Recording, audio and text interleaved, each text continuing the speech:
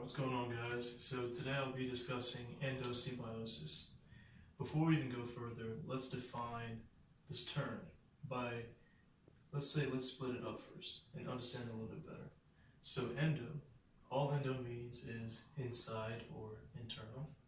Symbiosis means any interaction between two organisms to where there's some type of benefit. Alright, so there are different types of symbiosis, and the three main ones are mutualism, commensalism, and parasitism. Starting off with mutualism, this is typically what most people think about when they hear the word symbiosis. Mutualism is the relationship to where both organisms are benefiting. And a great example of this is between oxpecker birds and grazing animals. So the oxpecker bird will plant itself on an animal and it will eat the fleas, the insects, doing all of that, kind of doing cleanup. And the oxpecker gains by eating, it gets to eat, and the grazing animals kind of get pest control. In the next relationship, the commensalism relationship, to where one animal, one organism benefits and the other organism doesn't get benefited at all. And the perfect example of this are remora fish and sharks. So in remora fish, they plant themselves on sharks and they get protection, and they also get to eat off the little remnants of whatever the last meal of the shark was. The shark gains nothing.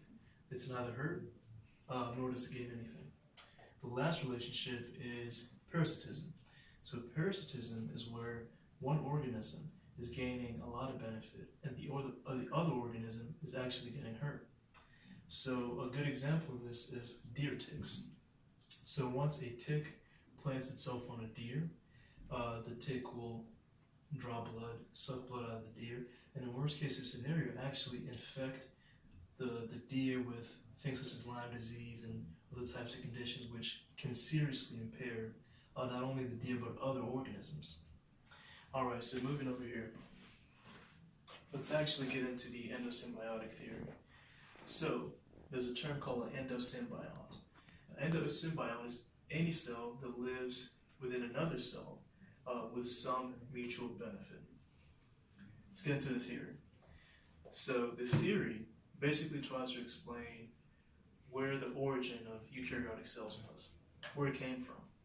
And the theory goes as this: eukaryotic cells evolved from early prokaryotes via phagocytosis. So the engulfed prokaryotes, which are phagocytosed, ended up not getting digested. And what happened over time was that they actually evolved to contribute to the better of the organism from within the cells. And over time, over many generations, a lot of evolution actually turned into organelles, or turned into cells that formed organelles. And the main evidence from this can be seen using this mnemonic: Mad Doctor. So starting off with the membranes. Membrane binding, a lot of similarities between eukaryotic cells and prokaryotic cells.